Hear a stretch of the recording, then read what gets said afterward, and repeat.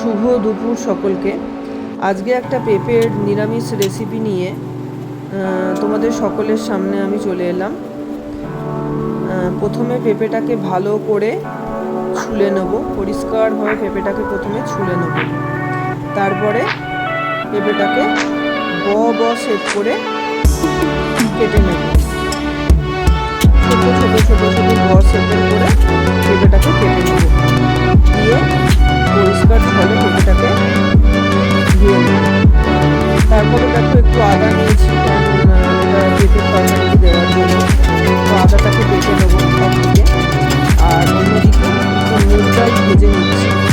নিরামিষ রান্নায় পেঁপের সাথে মুগ ডাল দিলে খুবই ভালো লাগে। এই দেখো তেল গরম হয়ে গেছে, জিরে ফোড়ন দিয়ে দিলাম, আর তারপরে একটা শুকনো লঙ্কা দিয়ে দিলাম। তারপরে আস্তে আস্তে পেঁপেগুলোকে ছাড়বো, দিয়ে পেঁপেগুলোকে একটু নাড়বো, ভাজা ভাজা করবো।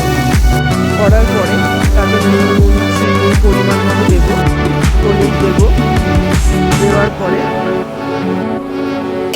ভালো করে ওই ভেজে রাখা মুগ ডালটাকে পেঁপের সাথে দিয়ে দেবো, দিয়ে মিশিয়ে ভালো করে নাড়তে থাকবো।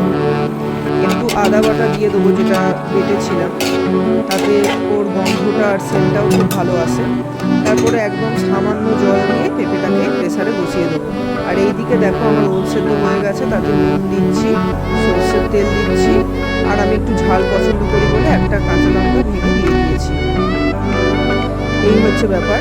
তো এখানে দেখো বুদ্ধি নিয়ে নিয়েছি। তো বুদ্ধিটাকে প্রথমে কেটে নিলাম পরিষ্কার করে সরু সরু লম্বা করে। তারপরে তেলটা গরম হওয়ার পরে পেঁয়াজ কুচি দিলাম, আর তারপরে কুচগুলোকে ছেড়ে দিলাম। অল্প একটু নুন দেবো, আর একটু হালকা নাড়ার পরে চাপা দিয়ে দেবো। তারপরে হলুদ দেবো, তারপরে আবার চাপা দিয়ে দেবো। এরপরে দেখবো অল্প একটু জল দিয়ে দেবো এখানে। দেওয়ার পরে যাতে ওরা